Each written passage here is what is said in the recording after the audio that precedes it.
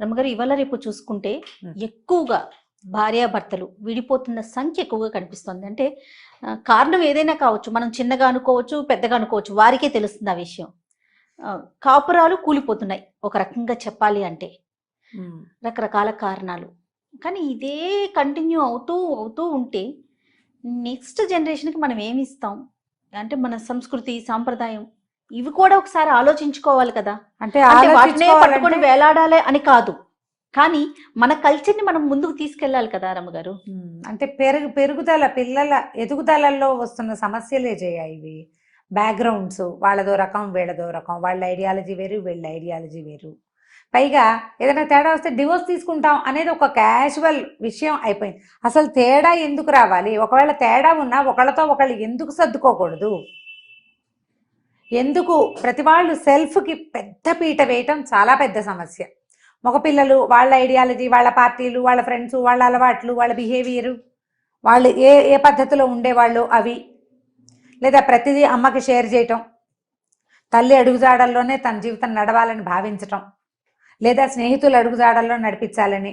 పెళ్లి చేసుకున్న అమ్మాయికి ఏ ఇంపార్టెన్స్ లేదు, నా ఐడియాలజీ నీకోసం నేనెందుకు సర్దుకోవాలి అనే ధోరణి మగపిల్లలది.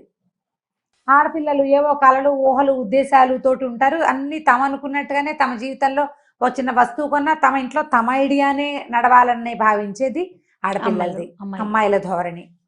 దీంతో పాటుగా ఈ ఉద్యోగాలు, చదువులు, వేరు వేరు చోట్ల ఉద్యోగాలు, తర్వాత జీతాల్లో ఎక్కువ హెచ్చు తగ్గులు, పేరెంట్స్ ఇన్వాల్వ్మెంటు, ఫ్రెండ్స్ ఇన్వాల్వ్మెంటు, ప్రతిదీ అందరికీ చెప్పి ఒక ఉద్దేశం, అతను ఏ ఉద్దేశంలో అన్నాడో దాని మీద స్క్రూటినీ చేయటం, ఒకళ్ళనొకళ్ళు క్షమించుకోలేకపోవటం అసలు ప్రధాన కారణం అనిపిస్తూ ఉంటుంది. ఇప్పుడు పెళ్లి చేసుకున్నాము, ఒక బంధంలోకి వెళ్ళాము, దీన్ని నిభాయించాలి, ఒకళ్ళ కోసం సర్దుకోవాలి, కొంచెం మనం తగ్గాలి, వాళ్ళు ఎక్కినప్పుడు మనం తగ్గుదాం, ఇలాంటి ధోరణి బేసిక్ పెళ్లిలోనే ఉండట్ల.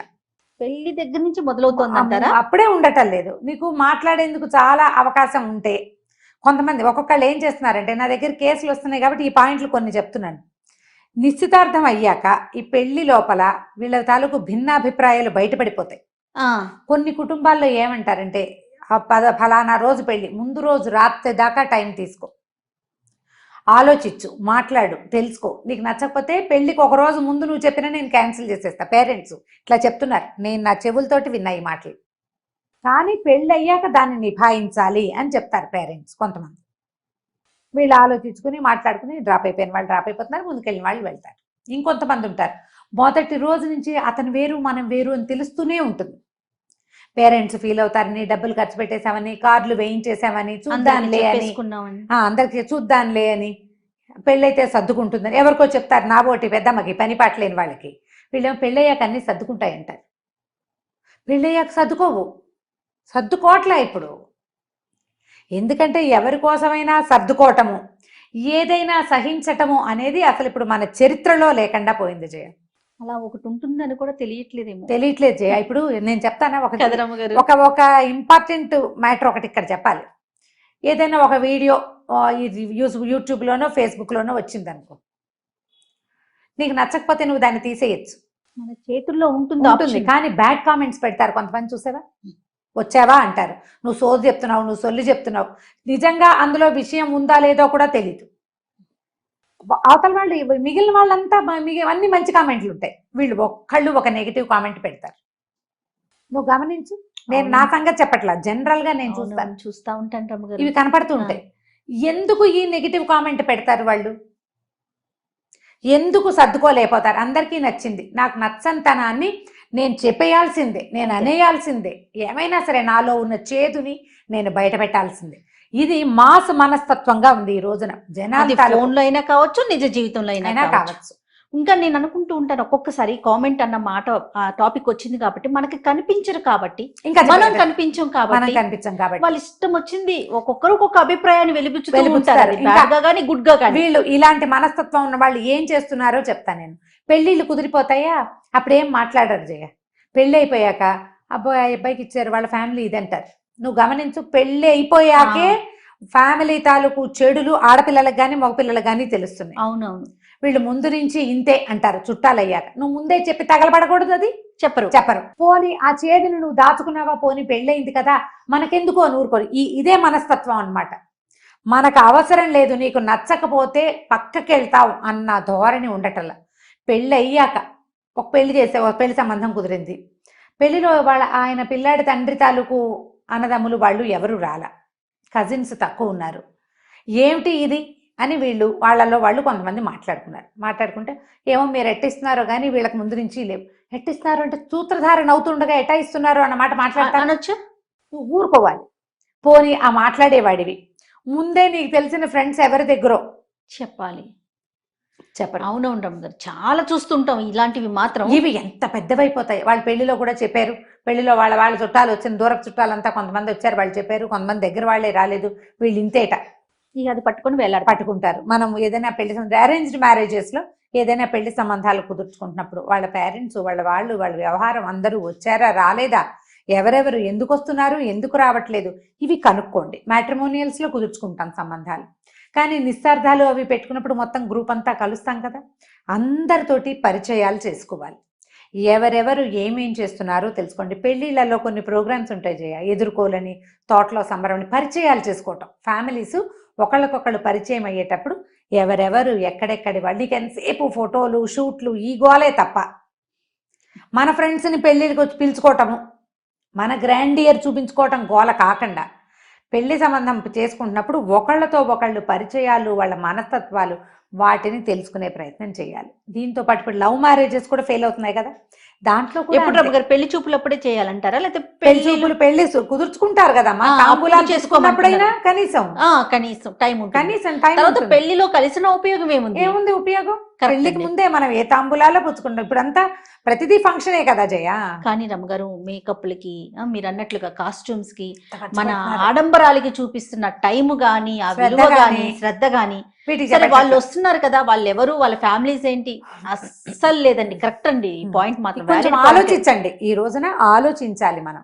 రెండోది, లవ్ మ్యారేజెస్ లో ఎంతసేపు అబ్బాయి వాడు చూపించే హంగు, లేదా అమ్మాయి అది చూపించే వ్యవహారం తప్ప వాళ్ళ ఫ్యామిలీ వీళ్ళ ఫ్యామిలీ చేసుకోరు. పెళ్లి చేసుకుంటారు. తర్వాత వాళ్ళ ఇంట్లో వీళ్ళు ఇమ్మడలేరు, వీళ్ళ ఇంట్లో వాళ్ళు అడ్జస్ట్ కాలేరు, ఒకళ్ళతో ఒకళ్ళు కూడా అడ్జస్ట్ కాలేరు. ఎందుకంటే ఈ స్నేహాలప్పుడు మనం కొన్నే చూపిస్తాం ఎదురుకుండా వాళ్ళకి. మన దైనందిన జీవితము, వాళ్ళ పంధా పద్ధతి ఏమీ తెలియదు. ఇంటర్ కాస్ట్ మ్యారేజెస్ నా దగ్గరకు వచ్చిన వాటిల్లోనే, ఇప్పుడు కాదు ఇదివరకటి నుంచి నా పరిచయాల్లో కూడా అమ్మాయిలు పెళ్ళిళ్ళు చేసేసుకుంటారా, అత్తారింట్లో ఇమ్మడలేకపోతారు, వాళ్ళని భరించలేరు, పుట్టింటికి వెళ్ళిపోవాలంటే పుట్టింట్లో రానివ్వరు. ఒక రానిచ్చారనుకో ఇక అత్తారింటికి రామే.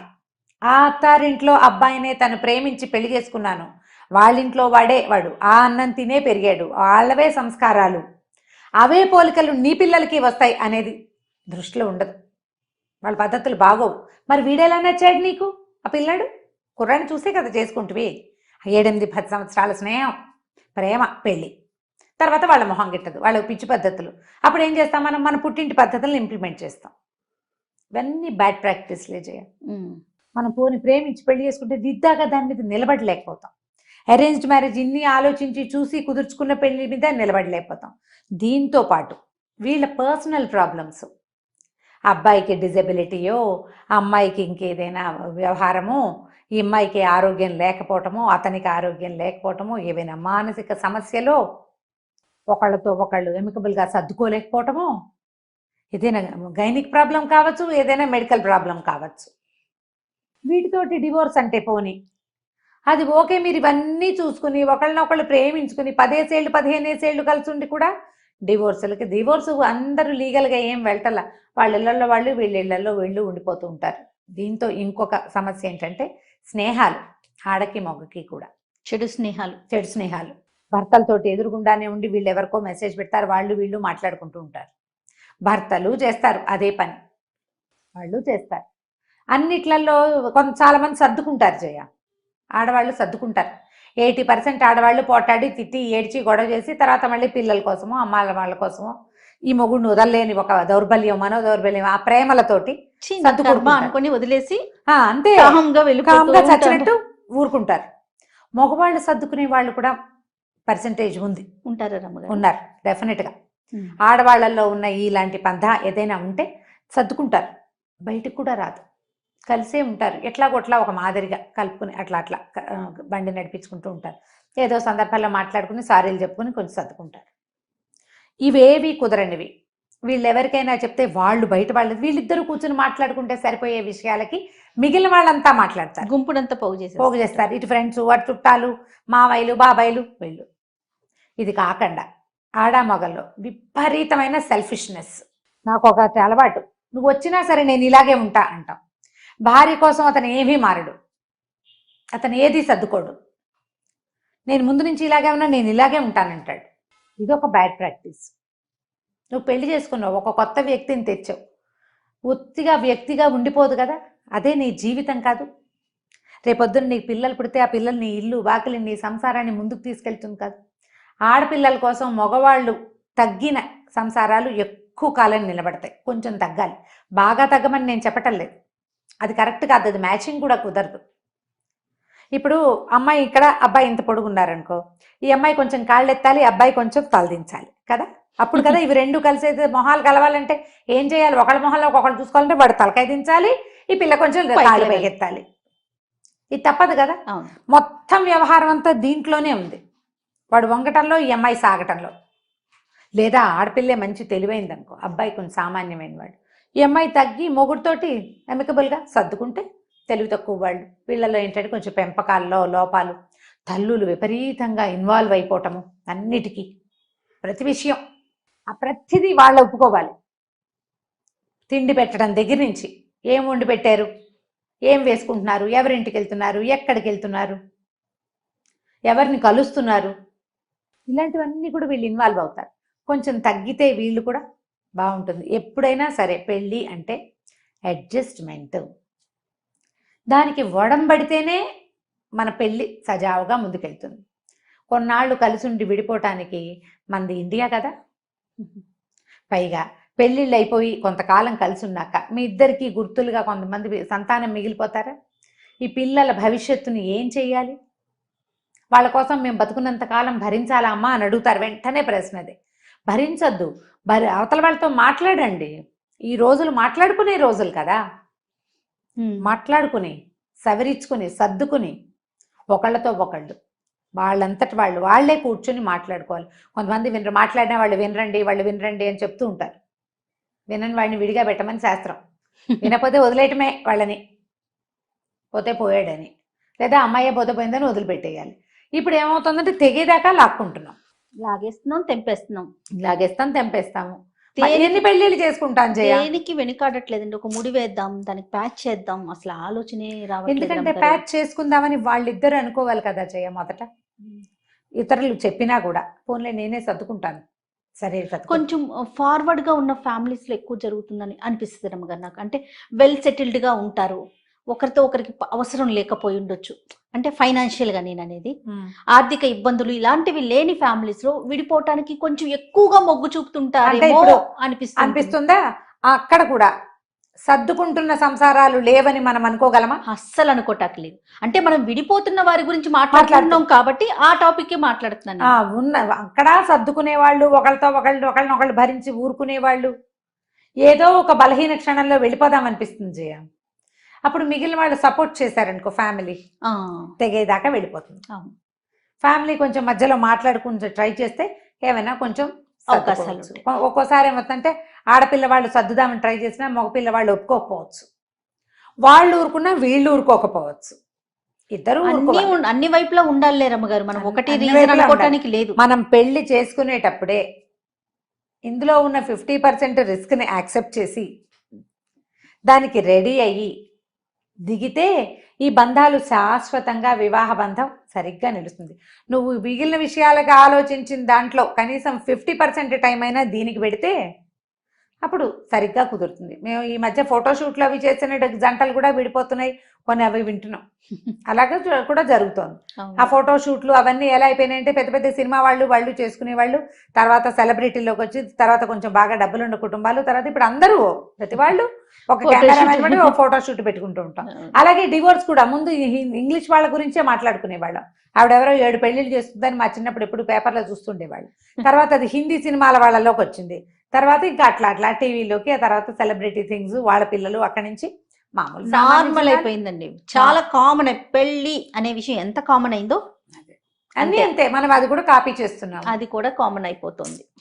కొంచెం కాస్త ఒకళ్ళతో ఒకళ్ళు మాట్లాడుకోవాలి అంతే. అంతేనండి. నమస్తే రమ్య గారు.